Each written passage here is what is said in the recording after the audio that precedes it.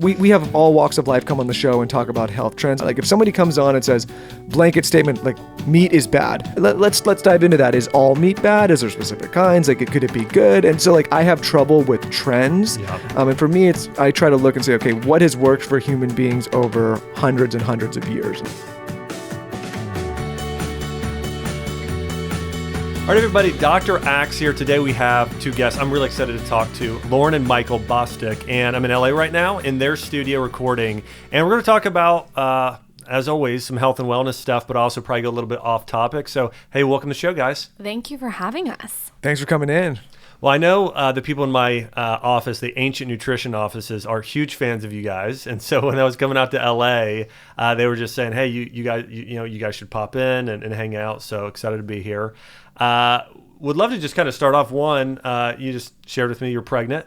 I'm pregnant. I'm 6 months pregnant. We actually hid it from social media for 5 months. Hid it from everybody. Didn't tell our family. Yeah. Didn't tell anyone because we just wanted some time to absorb it and take it in without the pregnancy police and 500 opinions coming at you on Instagram. And I'm so glad we did that because I think that energy transfers to the baby. I don't know if that's a thing. Oh, I totally believe that. And I just wanted to be mellow. So that's what we did. And so we've announced, it's been a month since we've announced. And First one. Everyone says, "Wow, you're so calm," and I was like, "That's why that's why we had the 5 months, is I had to navigate a few things during those 5 months. Now I'm all zenned out." Oh, yeah. No, I wouldn't say you're zenned out, but Still a little on edge. Like I said, got a lot to figure out, not a lot of time.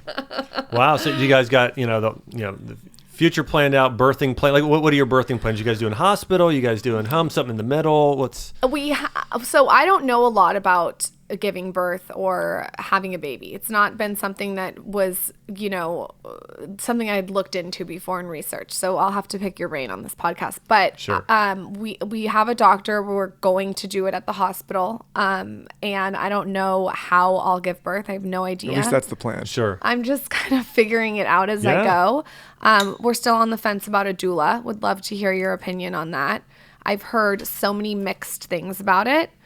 And then other than that, our plan is we're getting a nurse to help us for the first, how many months? Well, like a little, for the first few weeks. Just for the first few smart. weeks, we're having we a don't nurse. have any family up here. They're all in San Diego. So we need the help in the beginning and just having somebody there that knows what they're doing. Yeah. I mean, I know nothing about breastfeeding, so she'll just be able to help that. She has this whole registry of us to go through stuff to order. So that's really helped streamline it. I work full time. I don't plan on taking too much time off. So that will definitely help. But other than that, we don't have that much planned. I feel like we are going to get our ass kicked. Well, number one, congratulations. It's awesome. Thank you. So excited for you guys. Thank you. On the doula thing, I love doulas. I personally think doulas can be super helpful. And I think too, I think they offer another perspective. I think a lot of times when people go to, and of course there's a whole range of things. There's home births and working with a midwife, and then there's, hospital births. But I think it's important to, I always recommend people really understand the different perspectives. And again, my cousin's a doula, my first cousin, and I actually know lots of midwives and doulas, but I think that just sitting down, talking with them and hearing about their plan, because I think too, a lot of times when people go in the hospital, you kind of be surprised at all the things that the doctors and the hospitals try and force you to do or make a decision that you would never think, like vitamin K shots, certain other things. Like there's a lot of things that a lot of times people don't know that they're going to be pressed with that early. I mean, a lot of times you're like, hey, we're just going and having a baby.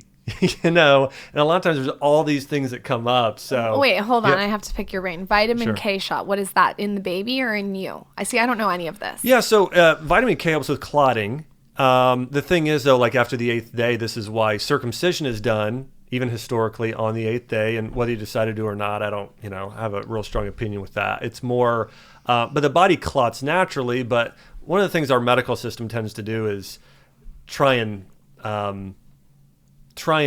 force the body to do something, or it knows it needs to clot. Our scientific community knows that, but the body knows it too. So so it'll do it itself. Would you recommend getting a vitamin K shot or no? I don't, but they will recommend it. So it's just, and again, my entire philosophy is just very I'm super holistic in terms of, doing everything as natural as you can. I think there's an amazing place for our medical system and when to use it. Hey, there's an emergency, or you've used all these natural things and exhausted them and something didn't work, and so, hey, let's do a more medical route at that standpoint. But I think for something like that, we know that since the beginning of time, people have they didn't have it clotted on their own, and so that's okay. my view. And do they put the this is maybe a stupid question, but do they give you or the baby the shot? The baby the shot. They give the baby the shot. Mm-hmm. So many decisions. But I'm giving just me anxiety. How coherent is the woman during all this? Is well, it just really depends on. Typically, you're pretty coherent by then. Yeah, typically. But again, it's one of those things where when you make decisions when you're exhausted, you just went through a marathon. I ask selfishly because I'm wondering. I'm thinking like if she's incoherent and they're looking, maybe it falls to me, and then I'm like, oh. A lot of times. Okay. Yeah, and this is why. So we just had. That's why you need a doula. Yeah, so Chelsea, that's right. So Chelsea and I have some really good or really close friends of ours, and we just had this conversation just to sort of prep them because, like when I ran my functional medicine clinic, I used to go to the hospital and see the babies a lot of times. So my background too is not just functional medicine; it's in chiropractic. So we'd even sometimes adjust a child, and that surprises some people. It's like so light. Yeah, talk about that. It's almost like like more of a massage, but it's very, very gentle. Because what happens when a baby is born, sometimes they'll use forceps, and it's just there can be trauma there, and so we'll do things to kind of help relax the muscles, realign the spine. But anyway, so I've been part of a lot of births over the years, or going in right afterwards and seeing that. But the thing that I just encourage people to do is there's just a lot of prep for. I don't need to tell you. There's already a lot of prep in general. But that's going back to this. That's why I think doulas and midwives can be great, because it's like someone else on your team who's been through it 1,000 times, who by the time they know you and they want to, it just. I want a doula. They're just great. Yeah, I think I want a doula. I just feel like you don't know enough about this to not have someone. I mean, you seem like a pretty smart guy, though. He is smart. Well, let's not go that far. No, but sometimes sometimes you tend to do just what the doctor says. And while I'm very much about that, I also think it's good to have another opinion. Well, here's the thing. If you want to come in and you want to talk about podcasts and how to build a pod, like I could talk all day. But when it comes to the birthing plan, I know kind of when to relinquish and say, okay, like maybe loop in an expert. So if I'm sitting there in the doctor's office, you're going to listen to the doctor. Yes, or I'm still going to seek other opinions. Okay, but maybe we don't need a vitamin K shot right away. Maybe not. I want to know what the doula says. Sure. I want another opinion. No, I think it's super smart to go and get 2 to 3 opinions, but from people that have had practice and experience and an expertise and some success. Yeah. Before, there's nothing worse than getting advice from somebody that has that's completely ignorant. That's worse than having no information. I have a question, and this is maybe a controversial question, but I'm actually asking about it just for my own journey. I'm not blanketing this statement that I'm about to say. I don't want to get a flu shot. I'm on the fence about it during pregnancy. There's something in my intuition. I haven't done a lot of research on it that makes me feel like I don't want to get it. My doctor is very gung-ho about me getting it. What's your opinion on it? Yeah, personally, again, for me, I always go back to, is there a deficiency? What is the actual purpose of a flu shot? Who is the company behind wanting to get a flu shot out there? So I always, with any type of question like that, I try and dig as deep as I possible and not just make a quick reaction. But the facts we know is, who makes flu shots? It's a pharmaceutical company. Okay, so is their number one goal getting you healthy? Is their number one goal making a certain type of income? And so knowing who's selling me something is one of the first things I like to ask. And so my opinion is, pharmaceutical companies, there's a strong bias there because of what they're selling. And so knowing that to start. The number 2 thing I would say is, I think that what do we want to do here? We want to strengthen your immune system. And so, and listen, I would say this with nutrition or medicine or anything. I think the perspective that you need to treat things, like treat a disease, is just off completely. I think your body is amazing. Your body heals itself. Like medications don't heal you. You know what else doesn't heal you? Really, ginger or turmeric, your body heals itself. That's the thing that people get a lot of times wrong is we just want to strengthen your body. Your body will heal itself. Your body is created to fight off parasites, viruses, bad bacteria if we strengthen it. And so getting a shot doesn't really strengthen you. It educates your immune system in a certain way. And and the crazy thing is, go and look at the statistic of when you get a flu shot, if it's the right strain, it's like 20% or less. I mean, it's the exact number, and I'm not accurate on that, so everyone look it up yourself, but the exact strain of how many times they get it right isn't good. It's awful. And so I would, like when I worked with patients, I would always recommend, okay, hey, here's what I recommend. Whether you do the flu shot, I'm not trying to give you that type of medical advice. You can do what you want there. But I would recommend making sure you're getting plenty of zinc in your diet. Zinc is amazing for boosting your immune system. Plenty of vitamin C. Let's get some collagen in your diet because it's good for your immune system. Let's do some probiotics. All right. Well, Dr. X, here, I had a feeling this was going to happen because Lauryn and I sit in the studio all the time on this side of the table asking the questions, yeah. and we're here. But I want to make sure we don't hijack your show. So let's do it because we will do that. Yeah, I'm going to actually ask you these questions probably on our show. Great. I knew. I was the like, flu shot though needs to be addressed because Michael, I feel like, is like pressuring me a little bit. And I don't want to.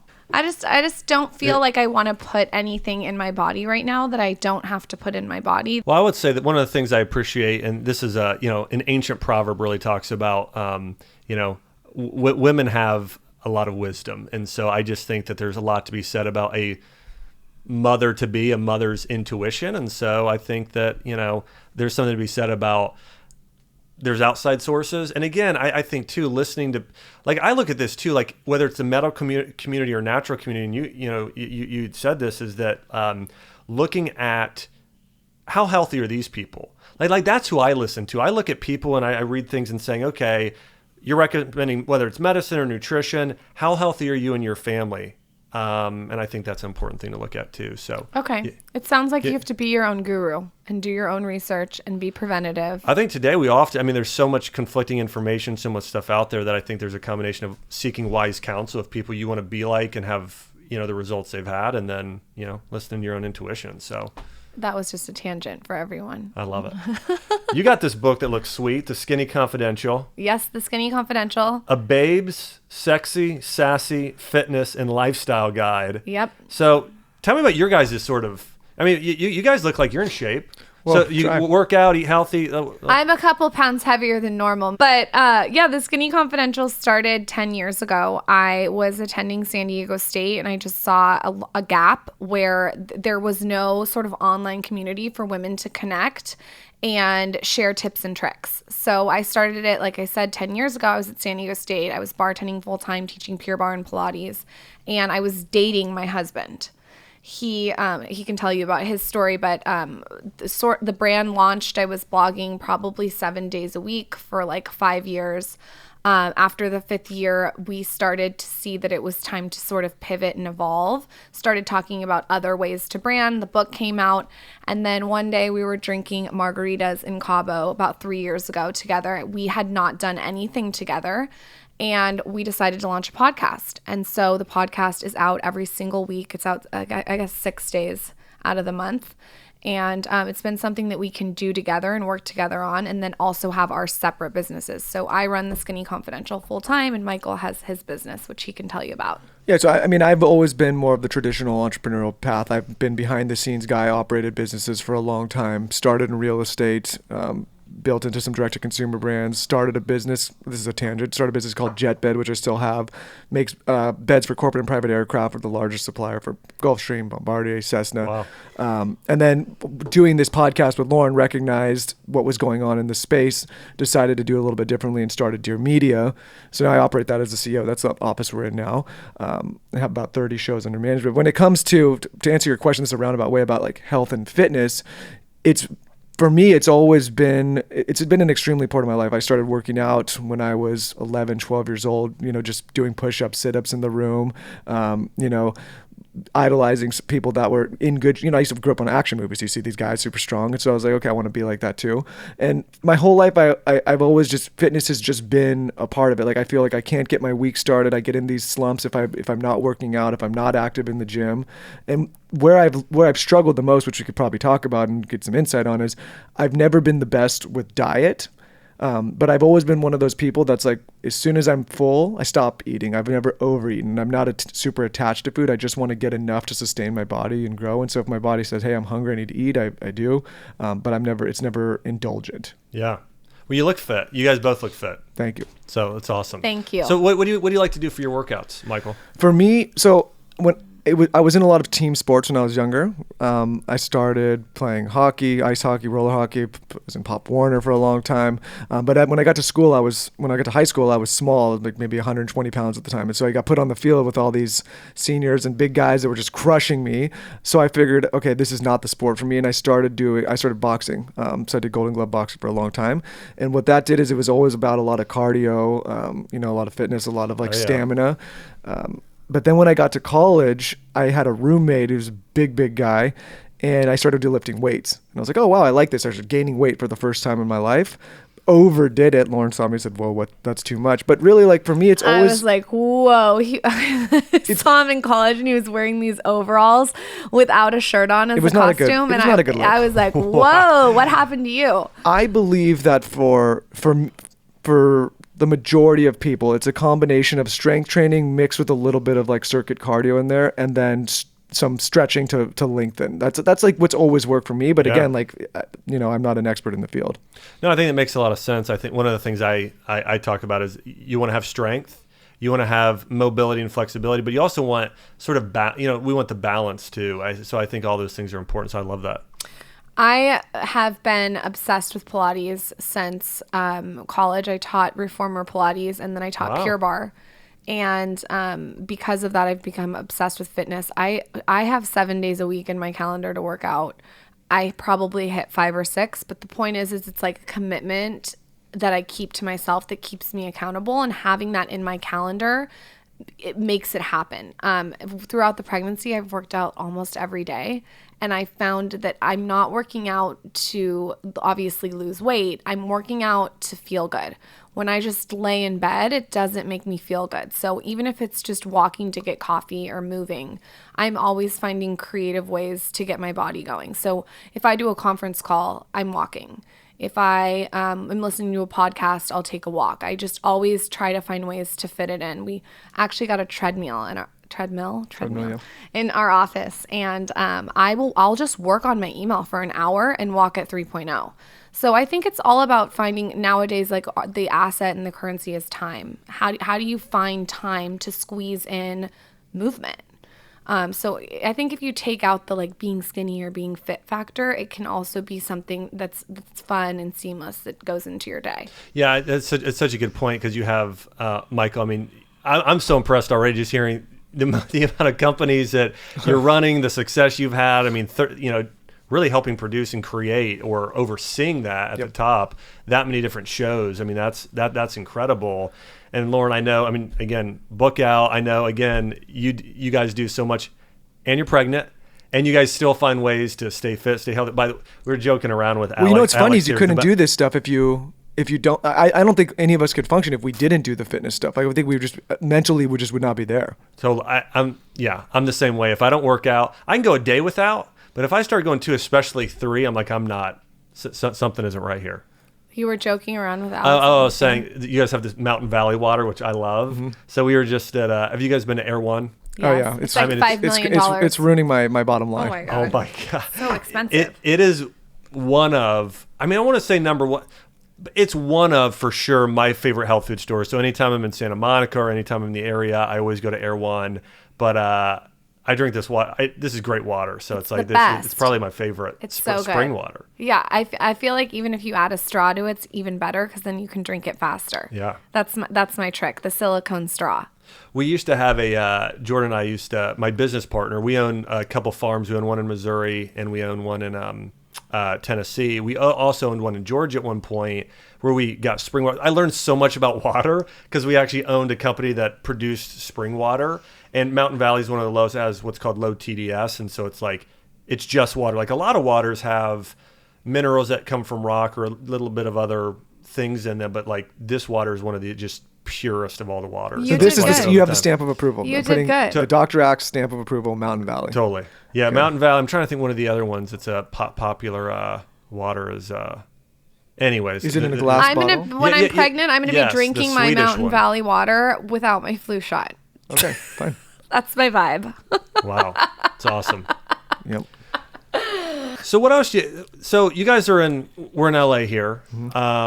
And there's a lot of health trends out here, right? I mean, what are some of the health trends that you guys are like, man, I'm into this, and others you're like, I'm definitely not into that. I mean, I think for my job, it's to be on the pulse of what's happening and what's going on in the wellness and the beauty space. So I would say ones that have really worked for me that I think are effective. I love bone broth. Yeah. We do a lot of bone broth. I worked with an Ayurvedic woman since I've been pregnant, and she said the number one thing that you can do is to drink bone broth. And I'm not huge on meat, so to be able to just drink that, I find very efficient, and it's so good. You can add all the different things like lemon and turmeric and ginger and all the good stuff in there, and it's just one like gulp. I also love cryotherapy. I obviously can't do it now, but I had double jaw surgery.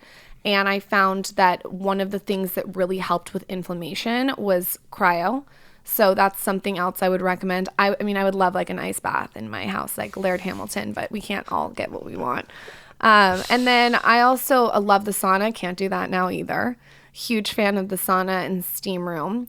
Other health trends. I try to look at, like, for me, I am probably not the best person for this because I really try to resist a lot of the trends out here. And, you know, we have all walks of life come on the show and talk about health trends and really kind of try to, like, what our job is to, you know, let those people showcase their points of view. But then at the same time, we're sitting there wondering, okay, like, what can be applicable, what cannot. Like, if somebody comes on and says, blanket statement, like, meat is bad, like, let's dive into that. Is all meat bad? Is there specific kinds? Like, could it be good? And so, like, I have trouble with trends. Yeah. And for me, I try to look and say, okay, what has worked for human beings over hundreds and hundreds of years? And that's kind of how I try to base the way I eat. And again, like, once in a while, it's not ideal. A Happy Meal is not going to kill you. It's not probably the best thing, but it's not going to kill you. Yeah.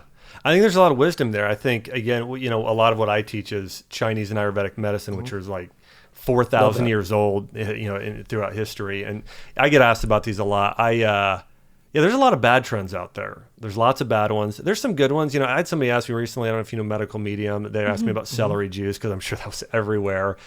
That's one of the better ones. Celery, of all the vegetables, it's like an electrolyte. So, and there's no sugar there. So, but it's, it's interesting because anytime I'm out in LA, especially, I'm like, this is where it happens first.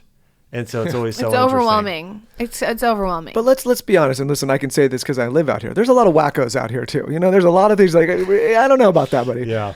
You know? I mean, I've tried everything. I've done a colonic. I'm a big fan of facial manipulation. Like, I think that helps so much with lymphatic drainage system. Yeah. And now you're convinced about it because I've been doing it on you and you're obsessed. What we'll both do is if we hear an interesting perspective, we'll say, okay, we will experiment with that. We'll try it. We'll report back and see if it worked or not. But it's not necessarily like jumping into the trend. And also, I think when you jump into those trends, you have to ask yourself, is that really the thing that's working? Or is it because I eliminated something else that wasn't? I think it's like such a big formula that people don't, necessarily grasp all the time. Inflammation was so gnarly for me with the jaw surgery that I just learned all these hacks. And what I realized through that is how important the lymphatic system is. I think that it's not a sexy word, so a lot of people don't talk about it. Yeah. But between dry brushing and massage and facial massage and manipulation and gua sha and all these different things, I think that is something that people should look into more. I've had a lot of my readers ask me, well, how do I get rid of dark under eye circles? And so many people would tell you to do filler to fill them up. And for me, I'm like, wait, try lymphatic drainage first because that's going to drain everything and get everything moving. So that lymphatic drainage, I think, is probably my number one. But that's a perfect example of something that's worked. I mean, like you just used, that's been a big practice in China for a very long time. Yeah. Thousands of years. Yeah, well, I was going to say it's, Yeah, I was going to say that's part of Chinese medicine, so is gua sha, which is amazing. And I think, when people do have those dark circles in their eyes, it's typically a combination of in Chinese medicine, they'll say essentially your adrenals, they call them kidneys, but it's your adrenals and your liver, and things aren't moving enough. And so you can strengthen those organs. You can do what you're talking about, and it's fantastic. I love it. You guys are smart. This is good. Michael's into the facial massage now. Yesterday, he brought me oil in bed. Well, that's something that makes sense to me. I'm like, okay, it's not so invasive. Yep. Obviously, if you can feel the immediate You like benefit. dry brushing too. Yeah, I like things that are not these. I mean, just stuff that makes sense. I mean, I don't know how I was trying to think of a smart way to say it, but just stuff that makes sense. I also think there's all these little things that you can do every day that you can implement into your day to optimize your day. So for instance, like the first thing I do when I wake up is tongue scraping. I think tongue scraping, like before you drink water or anything, is awesome. It gets all that bacteria off your tongue. It's a little tiny thing to have your copper tongue scraper sitting in your drawer and just do it. And then like things like oil pulling, like you can just throw in your mouth when you're making the bed, or doing essential oils while you're getting ready. Like just things just to add to your day that are those self-care things. Yeah, I love that. That's awesome. Michael scrapes his tongue now too. Well, we had an Ayurvedic specialist come on the show and talk about the benefit of tongue scraping. And as soon as we heard that and learned about it, we're like, that makes a lot of sense. No, I am not going to be married to someone that's not scraping their tongue. There is tongue scrapers all over and I like it everywhere. You love it. No, I love it because, and I recently had to have a dental surgery. And so during that process, they give you antibiotics. And since I tongue scrape all the time now, and this is gross, sorry for the ladies. This is so gross. I was like, whoa, there's this weird film that with the antibiotics that's on the tongue each morning, and I'm correlating it to the antibiotics and what was going on with my system. I'm like, of course, like get it off, get it out of the system. That makes sense to me. I can see it. I can actually see a benefit, feel a benefit. Yeah. I love that. Who's the Ayurvedic practitioner? She's her name is like the person that came on our podcast. Yeah. Sarah Rose. Sahara Rose. Oh my God, that was on the tip of my tongue. Yep. Sorry. Go ahead. Yep. Yeah, no, I'm familiar with her. She teaches some great stuff. Yeah, she just teaches simple things that you can add to your day. It doesn't have to be so overwhelming, I think, if it's just streamlined. Like if your tongue scraper is right next to your vitamins, which is right next to your oil pulling situation, you can just go bam, bam, bam. I think sometimes we make it more complicated than it has to be. Yeah. Michael, crystals. Go. Crystals? Oh, that's a big thing out here in LA. And my friend Khalil, who's been on this show, loves the crystals and he'll swear by them. And there's a lot of shows on the network that have whole crystal segments. I am not necessarily standing with a crystal on my chakra, wherever my chakra is. I'm not even sure where that is. I can understand maybe there's like some grounding benefits to walking on the beach or being in the grass. But I personally don't know. This is an area where I think maybe it's a little bit more mental than real. But again, there's a lot of people that are going to come out and be like, "Hey, crystals." My wife will be disagreeing with me. This is what I think. Michael said the grounding thing. When I put my feet in the sand and on the earth, I feel better. That's a proven fact. It's science. I mean, unless I'm wrong, from what I've read about it, grounding works. You go to the beach, you dig your feet in the sand. When is the last time you actually had your feet touch the earth? It's actually astounding if you really think about it. I have a better answer. Crystals are amazing because they make my wife happy, which essentially keeps me in a safe space. Yeah, no, I don't know a lot about crystals, but I do know that if the grounding and earthing helps me that much, then holding a mineral or a crystal would have energy or ions or whatever it is in it too, and that would give you a similar type of feeling. Is that right or no? Can I tell you that that's right. There's so much wisdom there. To me, it's like earthing or grounding, but it's a fraction of. That's the thing that people need to remember. It's not a miracle. Yep. That's for sure. It's not a cure, but it's a fraction of some of those grounding benefits. But there's no doubt for me, like if Chelsea and I have a few, crystals like tiger eyes and some other, grounding beads that we've worn. We've got a few things in our house, and I like them too. They bring me joy. Like they're good things. But what I feel with those compared to, like you're saying, like I just got back. We went to the beach here in Florida just a couple weeks ago, and just planting your feet in the sand, listening to the ocean, walking barefoot in the woods. Those I feel so in a much more powerful way. So And also, energy is a real thing. Energy.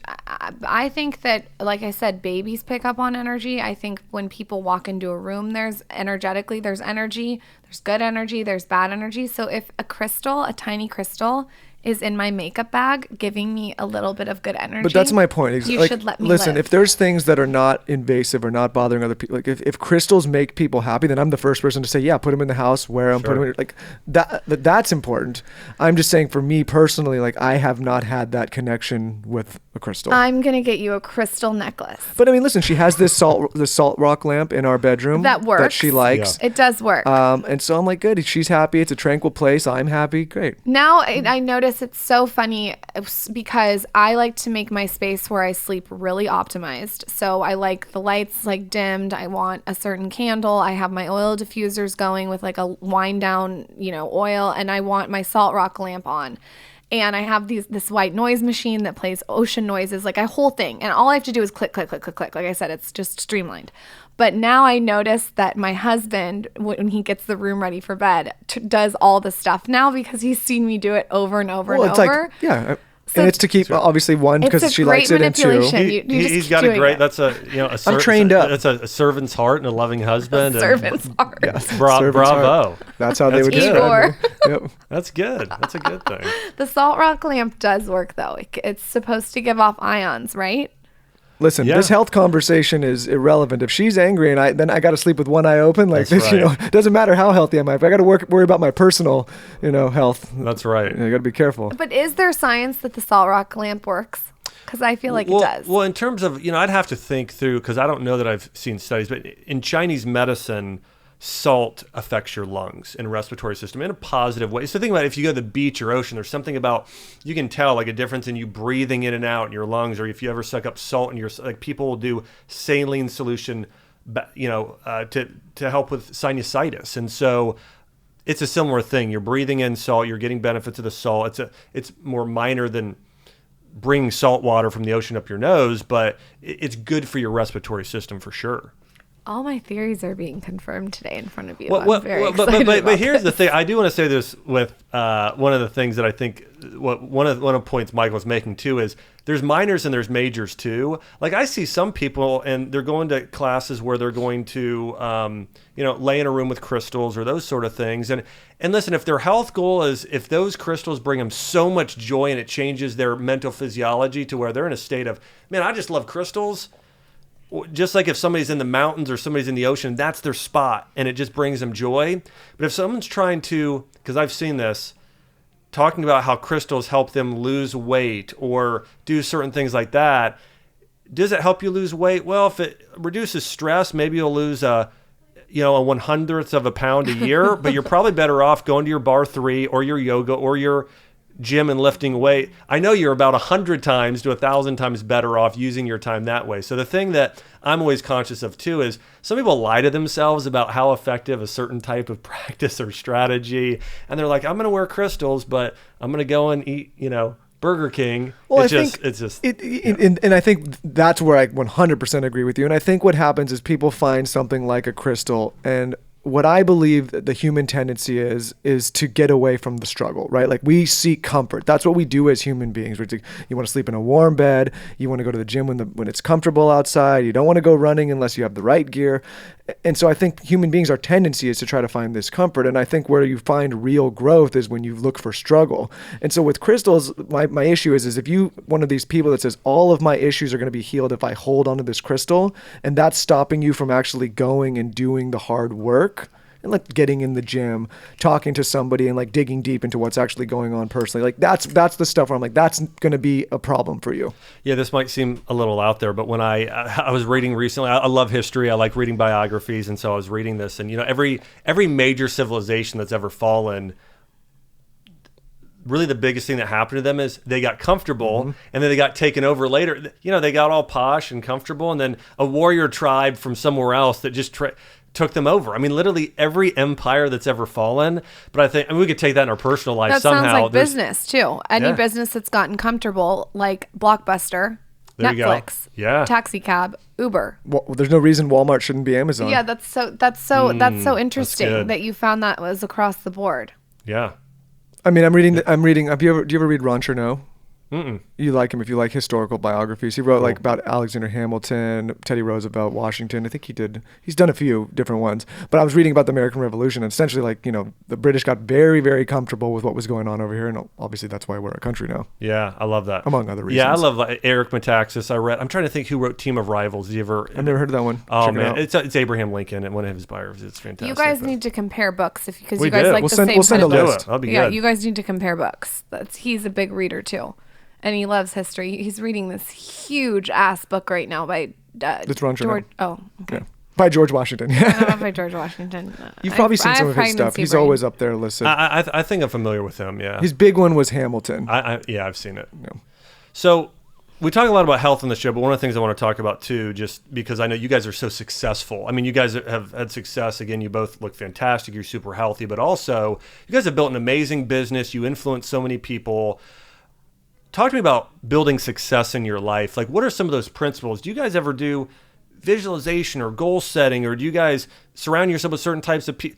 It could be anything, but what are some of the, maybe you could say them in steps or not in steps, but what are some things you guys do, that have created such, such amount of influence in the platform you've created?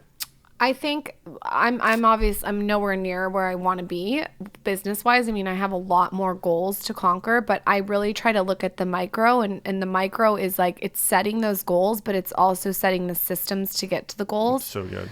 And I think a lot of people just write down their goals, but you really have to get so micro with how you're going to get to the goals. And what I tell people to do is, instead of a vision board is everyone else's vision. So you're cutting out, Tom Cruise or a quote by Whoopi Goldberg, whatever it is, and you're putting it on a board. What I say is to do an execution board, which is, it's a similar concept, but it's actually creating the vision that you want to execute in front of you. So what I did when I launched the Skinny Confidential is I had an execution board of the actual website.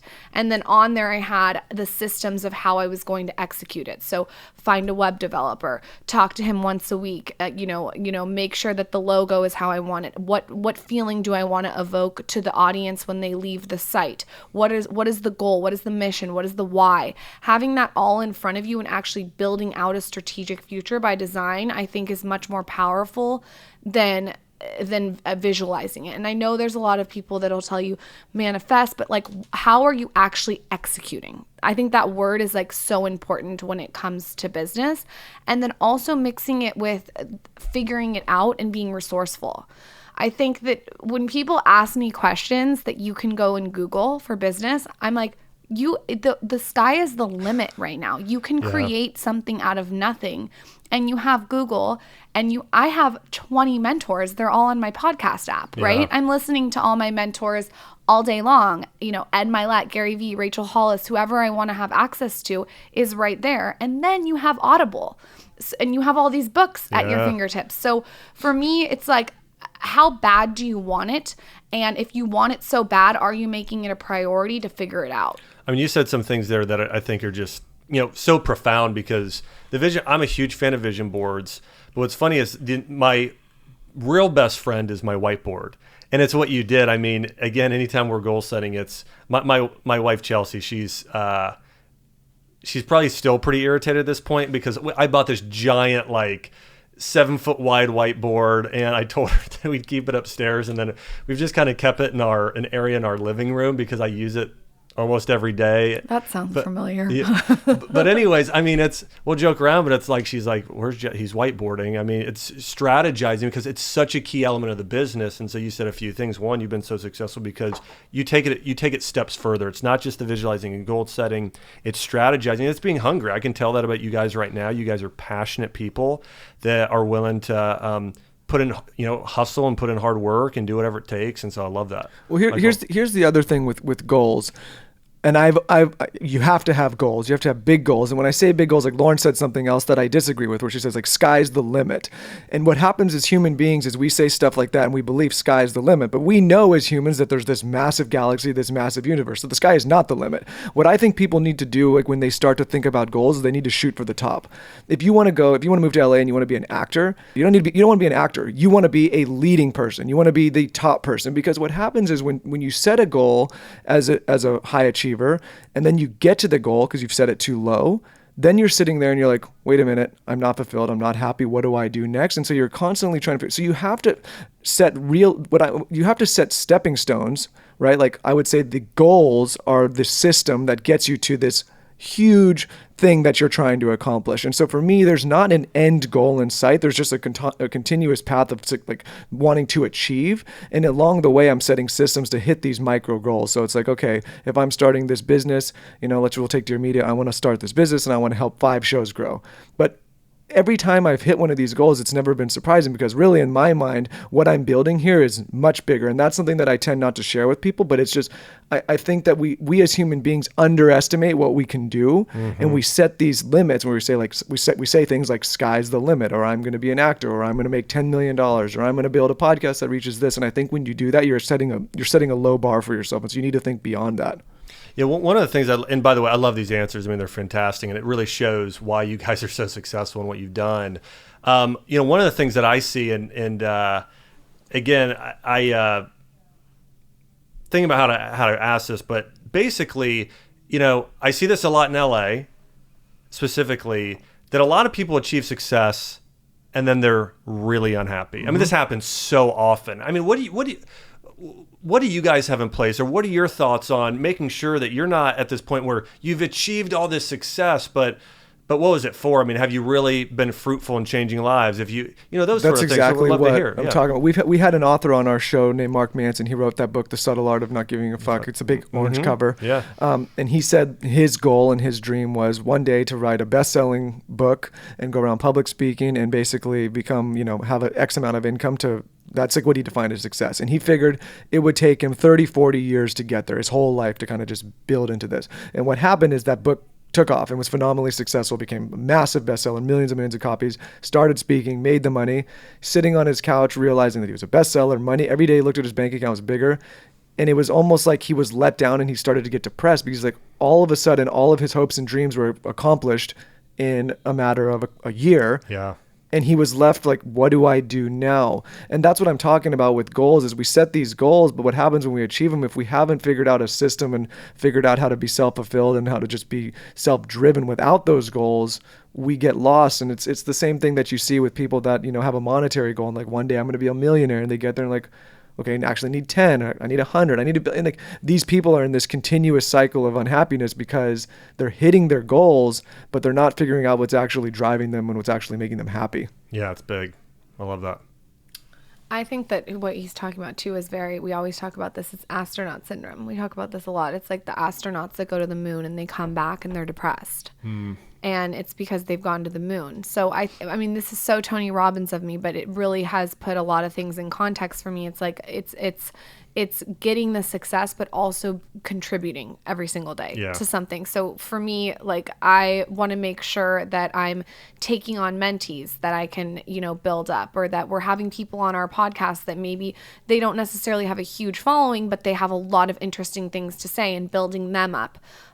Or, just giving back to the community, whether that's getting out there and actually meeting people and hearing their story, or just providing them with valuable, tangible takeaways that they can go apply to their own life. Like, I think when you have to be doing those things every single day, whether they're little or big, that really make you feel really fulfilled. And with that, of course, you want success, but the contribution aspect is super important. Yeah, it makes me think of this. So I read a great book recently. It was called Hero Maker, but it was all about, if you really want to live a fulfilling life and a fruitful life, it's not you achieving your own dreams, it's helping others achieve their dreams. That's one of the other things. You guys have 30 different, shows you have here, and I'm sure you're working with the individual, personalities, helping them grow their platform, helping them see more success. And there's something about, again, I've just seen this in my own life. There's something about, hey, we hit a milestone, And there's a little level of fulfillment, but like I just had a guy recently I mentor, and he just hit this milestone. And for me, like